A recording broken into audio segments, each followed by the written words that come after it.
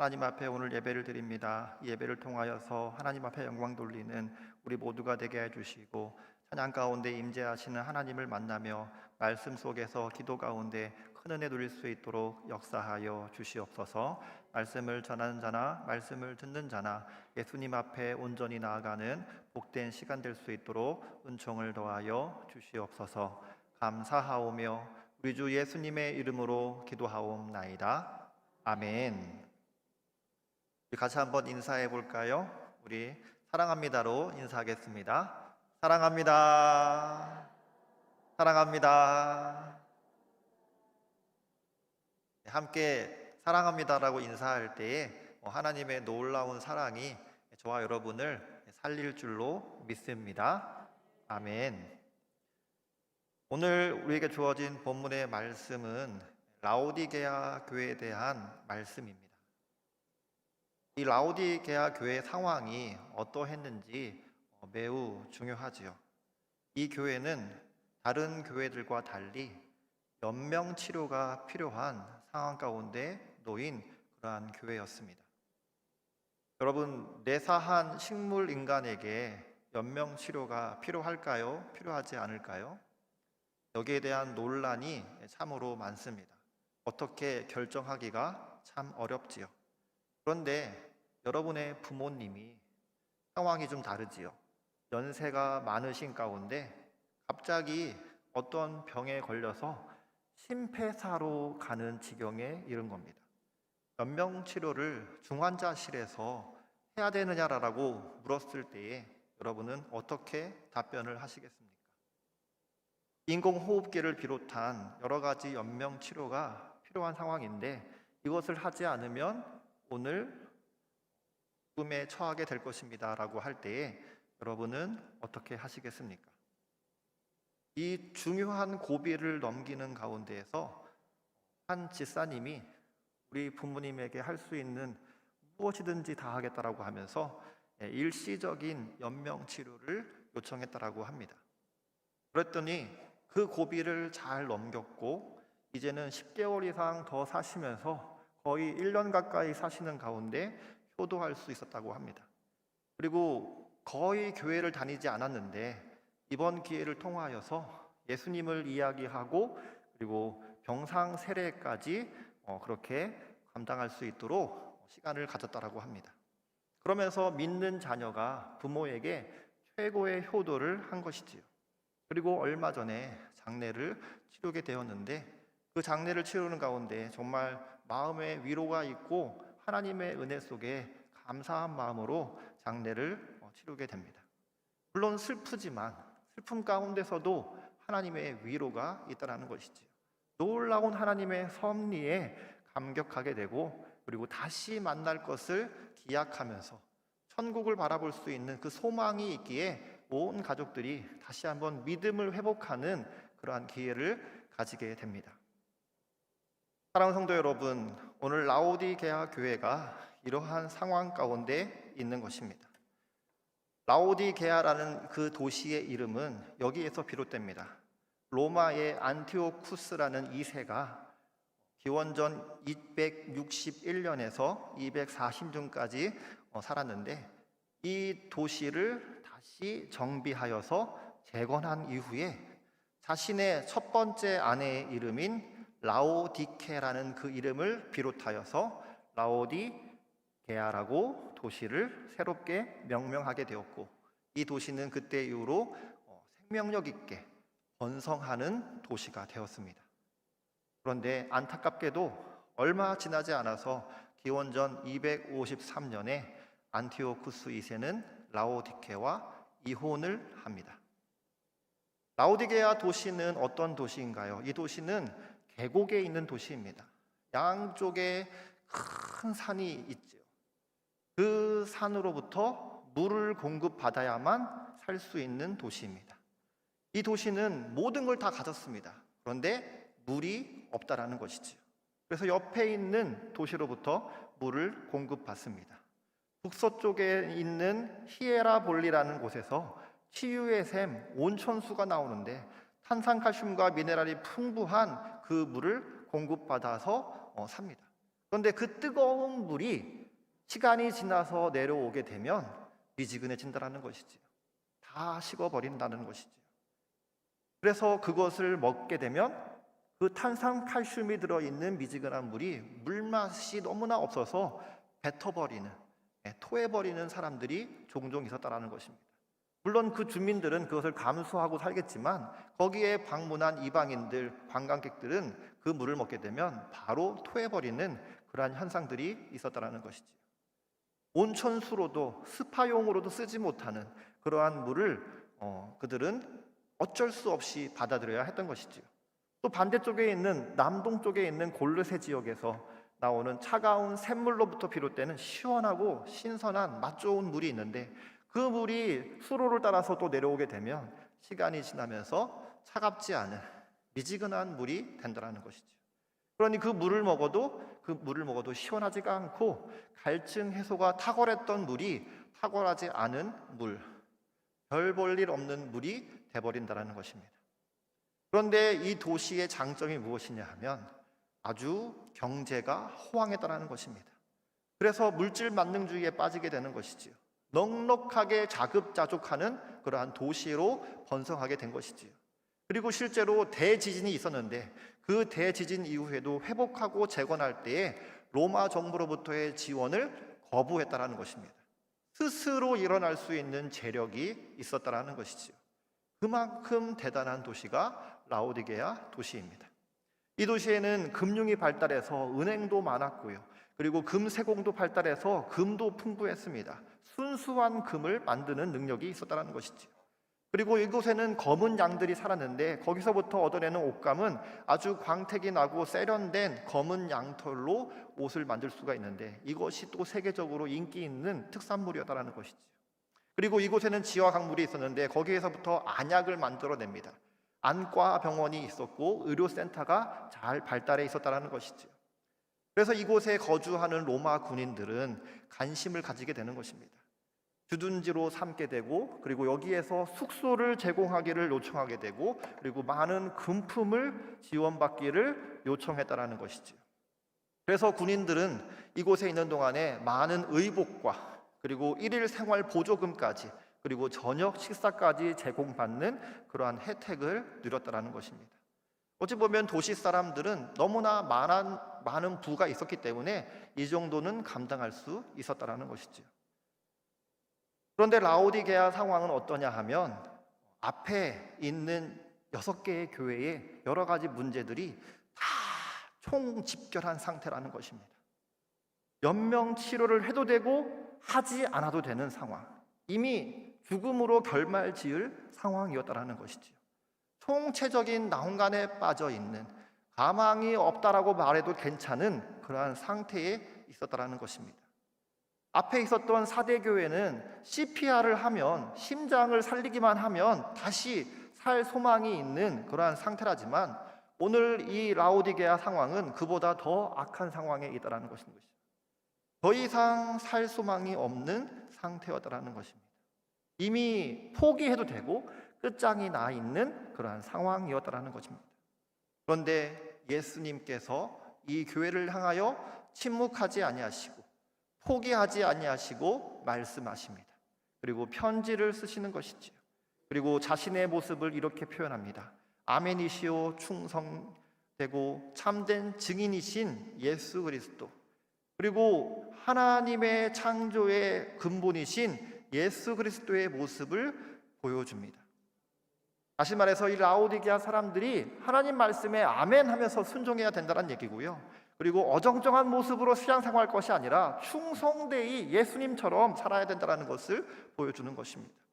그리고 앞뒤가 똑같은 참된 증인으로서의 삶을 살아야 한다는 것이지요. 앞에는 번지를 하지만 뒤에는 지저분한 사람이 되어서는 안 된다는 것입니다. 그리고 이들은 이미 거의 죽음에 이르렀기 때문에 창조주이신 예수님께서 재창조해 주셔야 되고 그 부활의 첫 열매이신 예수님을 반드시 만나 누려야 하는 상황에 있다는 것을 우리에게 보여주고 있다는 것이죠. 절대적으로 예수님이 필요한 상황인 것입니다. 절대적으로 예수님의 은혜가 갈급한 상황이라는 것이지요. 사느냐 죽느냐의 기로 가운데 놓여져 있는 교회가 바로 라오디게아 교회였다라는 것입니다. 우리 예수님께서는 이 교회에 대해서 진단하십니다. 이렇게 말씀하시는 것이지요. 15절에 보게 되면 이렇게 말씀합니다.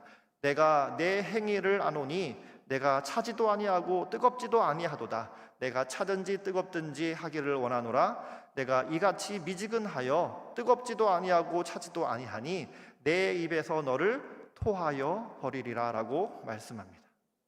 이것도 아니고 저것도 아니라는 것이지요. 아무런 소용이 없는 상태에 이르게 되었는데 이것을 네가 깨달아야 된다는 것입니다. 자신은 17절에서 이렇게 말합니다. 너희가 말하기를 나는 부자라 부요하여 부족한 것이 없다고 하나 그렇지 않다는 것이지. 지금 그러한 상태는 네가 아주 곤고한 상태이고 가련한 상태이고 가난한 상태이고 눈먼 상태이고 벌거벗은 상태라는 것을 알아야 되는데 그냥 물질에 취해서 그냥 아무런 문제가 없다라고 말하는구나. 그렇지 않다. 실상은 너의 영적인 상태는 이미 죽음에 이르렀다라고 말씀하는 것이지. 그러면서 18절에서 이렇게 말씀합니다. 내가 너를 권하노니 나에게서 나 예수로부터 불로 연단한 금을 사서 부요하게 하고 흰 옷을 사서 입어 벌거벗은 수치를 보이지 않게 하고 안약을 사서 눈에 발라 제대로 보기를 원한다라고 말씀하시는 것입니다. 5가지 문제이지요. 공고한 상태, 가련한 상태, 가난한 상태, 그리고 눈먼 상태, 벌거벗은 상태. 이 5가지를 깨달아야 되는데 깨닫지 못하니 예수님께서 3가지 방책을 먼저 보여주십니다. 불로 연단한 금을 사라. 천상의 금이 너희에게 필요하구나. 이 세상의 금이 아니라 천상의 금이 있어야 된다라고, 영적인 부요함이 있어야 된다라고 말씀하시는 것이지요. 그리고 너희가 말하는 그 검은 옷, 세상적인 옷이 아니라 천상의 하얀 옷을 입어야 되지 않겠느냐라고 말씀하는 것입니다. 영적으로 벌거벗은 상태인데 천상의 옷을 입어라, 내가 주는 옷을 입어라라고 말씀하시는 것입니다. 그리고 장님처럼, 시각장애인처럼 앞을 보지 못하고 자신의 상태를 제대로 알지 못하는데 천상의 안약을 발라서 시력을 다시 회복해야 되겠구나라고 말씀하시는 것입니다. 이사야서 55장 1절에서 3절에 이렇게 말씀합니다. 오호라 너희 모든 목마른 자들아 물로 나아오라. 돈 없는 자도 오라. 너희는 와서 사 먹되 돈 없이 값없이 와서 포도주와 젖을 사라. 너희가 어찌하여 양식이 아닌 것을 위하여 은을 달아주며 배부르게 하지 못할 것을 위하여 수고하느냐. 내게 듣고 들을지어다. 그리하면 너희가 좋은 것을 먹을 것이며 너희 자신들이 기름진 것으로 즐거움을 얻으리라. 너희는 귀를 기울이고 내게로 나와 들으라. 그리하면 너희의 영혼이 살리라. 내가 너희를 위하여 영원한 언약을 맺으리니 곧 다윗에게 허락한 확실한 은혜이니라. 아멘. 물질의 풍요 가운데에 취해서 육적인 교만은 물론이고 영적인 교만에 이르게 되었는데 영적인 이 거지 상태를 자각해야 한다는 것이지요. 그리고 이 5가지 치명적인 문제를 해결하기 위해서 이미 예수님은 3가지를 보여주셨는데 그 금과 흰옷과 안약, 이 모든 것이 사실은 예수 그리스도를 뜻하는 것입니다. 한 분이신 예수님을 다시 제대로 만나야 되겠구나라고 말씀하시는 것입니다.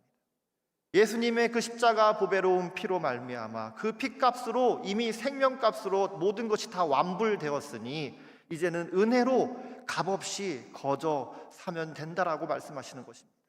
예수님께로 나아오기만 하면 된다라고 말씀하시는 것이지요. 그들은 예수님을 잃으면 다 잃은 것임을 깨달아야 했습니다.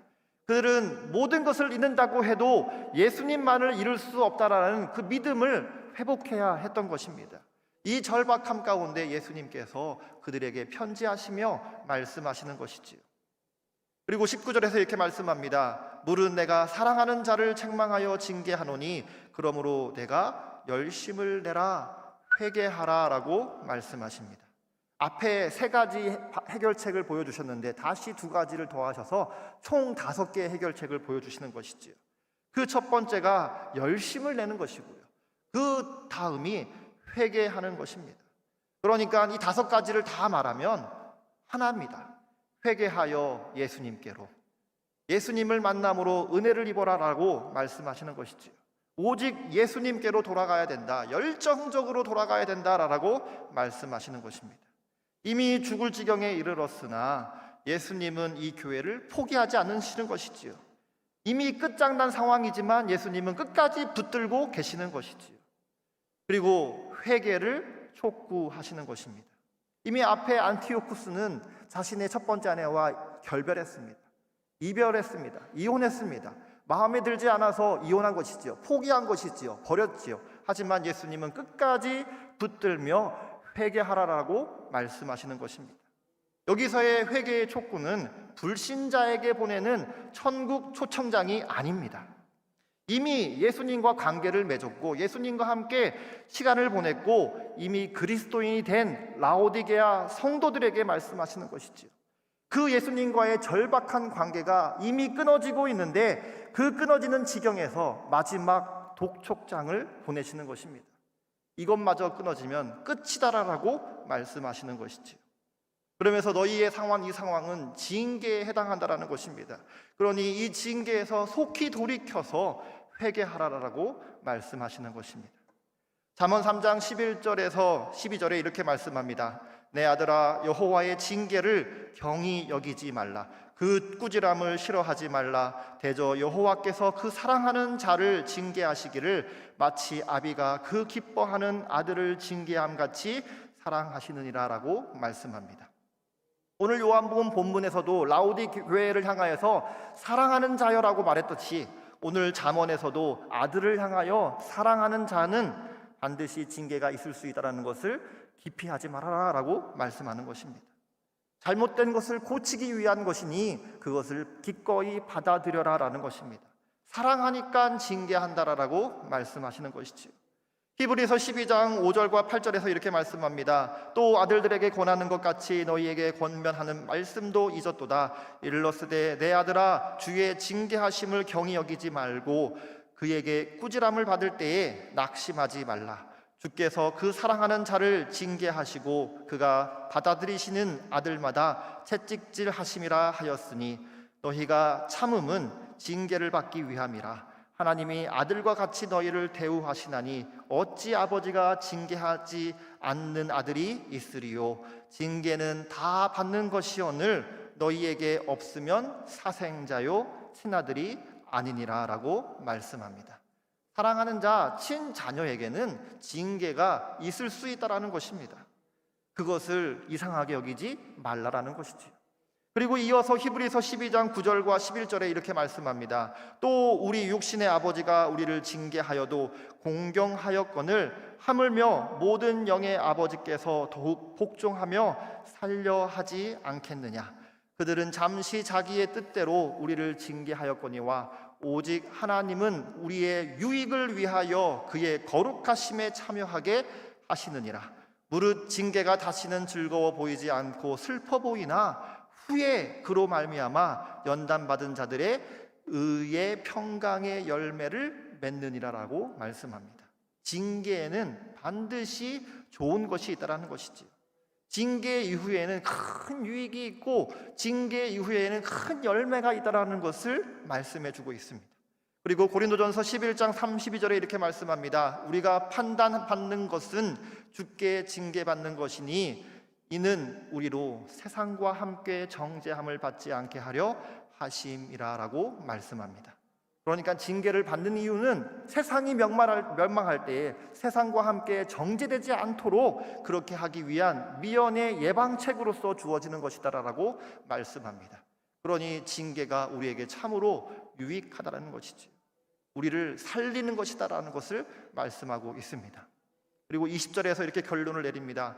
볼지어다 내가 문 밖에 서서 두드리노니 누구든지 내 음성을 듣고 문을 열면 내가 그에게로 들어가 그와 더불어 먹고 그는 나와 더불어 먹으리라. 예수님은 문을 두드리십니다. 인격적인 관계를 요청하시는 것이지요. 당시의 로마 군병들은 문을 부시고서라도 들어가서 안 주면 빼앗았습니다. 그런데 예수님은 문을 두드리시고 기다리시는 것이지요. 그리고 그 음성을 듣고 문을 열기만 하면 회개하기만 하면, 예수님께로 돌아가기만 하면 예수님은 그를 만나 그와 함께 더불어 먹고 마시며 그와 함께 교제하겠다라고 말씀합니다. 단절되었던 교제가 다시 이어진다라는 것이지요. 이 말씀은 아까도 얘기했지만 불신자에게 하는 말씀이 아닙니다. 불신자가 예수님을 영접하기 위한 말씀이 아니지요. 이미 교회를 향하여 주시는 말씀입니다. 이미 예수님을 만난 자들에게 주시는 말씀이지요. 불신자에게는 예수님이 찾아가실 때에 문을 부시고 들어가십니다. 불난 집에 소방관이 문을 부시고 들어가는 것처럼 그 생명을 살리고자 거부할 수 없는 은혜로, 불가항력적인 은혜로 그를 만나주시고 그를 끄집어 살리시는 것이지요. 예수님은 그렇게 처음에 우리에게 찾아오셨지만 이후로 우리가 성도가 된 이후에는, 그리스도인이 된 이후에는 오늘처럼 찾아오신다는 것이지요. 계속해서 문을 두드리시고 문 밖에서 기다리십니다. 왜일까요? 이미 문 안에 있는 사람과 친밀한 관계가 있고 이미 문 안에 있는 저와 여러분이 그 문을 열 수 있는 여력이 있다는 것이지요. 자발적으로 문을 열 수 있는 상황이기 때문에 문을 열기를 기다리신다는 것입니다. 아가서에 보게 되면 5장 2절과 8절에 이렇게 말씀합니다. 내가 잘지라도 마음은 깨었는데 나의 사랑하는 자의 소리가 들리는구나. 문을 두드려 이르기를 나의 누이, 나의 사랑, 나의 비둘기, 나의 완전한 자야, 문을 열어다오. 내 머리에 이슬이, 내 털에 밤 이슬이 가득하였구나. 내가 옷을 벗었으니 어찌 다시 입겠으며 내가 발을 씻었으니 어찌 다시 더럽히리라마는 내 사랑하는 자가 문틈으로 손을 들이밀 때 내 마음이 움직여서 일어나 내 사랑하는 자를 위하여 문을 열 때 모략이 내 손에서, 모략의 즙이 내 손가락에 분빗장을 떨어지는구나. 내가 내 사랑하는 자를 위하여 문을 열었으나 그는 벌써 물러갔네. 그가 말할 때 내 혼이 나갔구나. 내가 그를 찾아도 못 만났고 불러도 응답이 없었노라. 성 안에 순찰하는 자들이 나를 만나매 나를 쳐서 상하게 하였고 성벽을 파수하는 자들이 나의 겉옷을 벗겨 가졌도다. 예루살렘 딸들아, 너희에게 내가 부탁한다. 내가 내 사랑하는 자를 만나거든 내가 사랑함으로 병이 낫다고 하려무나. 솔로몬과 솔로몬의 사랑하는 연인이 지금 고백하는 것이지. 솔로몬이 문을 두드렸는데 안에서 이 연인이 고민하고 민기적 되다가 문을 늦게 열었는데 솔로몬을 만나지 못했다는 것이죠. 사랑하는 솔로몬을 만나지 못했으니 다시 길 밖에 나가서 헤매이다가 여러 가지 수모를 당하게 되고 그 가운데에서 많은 아픔을 경험했는데 누군가의 여인들이, 예루살렘의 여인들이 내 사랑하는 솔로몬을 만나면 내가 사랑해서 병이 낫다라고 이야기해달라라고 부탁하는 장면입니다. 솔로몬은 자신이 사랑하는 연인 앞문을 두드리다가 포기하고 돌아갔습니다. 그러나 예수님은 어떠하신가요? 여전히 끝까지 기다리시고 두드리고 계시는 줄로 믿습니다. 우리 예수님은 라오디게아 교회를 향하여서 심판과 지옥의 메시지를 전하셔도 무방한 상황입니다. 하지만 우리 예수님은 천국을 이야기하시고 천국의 식탁교제를 이야기하시고 만왕의 왕이신 예수님과 식탁교제 하자라고 계속해서 요청하며 기다리시고 계신다라는 것이지요. 그러니 예수님을 믿다가 병든 교회가 무엇을 해야 하겠습니까? 오늘도 다시 예수님을 영접해야 하는 줄로 믿습니다. 생명력을 향실한 교회가 어떻게 해야 되겠습니까? 예수님과 교제할 그 시간을 맞이하여서 다시 그 생명을 소생케 되는 회복을 경험해야 할 줄로 믿습니다. 오늘 마지막 21절과 22절에 이렇게 말씀합니다. 이기는 그에게는 내가 내 보좌에 앉아있게 하여 주기를 내가 이기고 아버지 보좌에 함께 있는 것 같이 하리라. 기 있는 자는 성령이 교회들에게 하시는 말씀을 들을지어다. 아멘. 이 부요한 세상을 사는 저와 여러분, 오늘날 그리스도인들은 우리가 이 라오디게아 교회를 향한 예수님의 말씀을 기억해야 할 줄로 믿습니다. 북한은 굶어 죽어가고 있지만 우리 남한 사람들은 예수님이 없어서 영적으로 죽어가고 있는 것입니다. 그러니 지나치게 물질을 추구하는 우리에게 경고등이 켜 있습니다.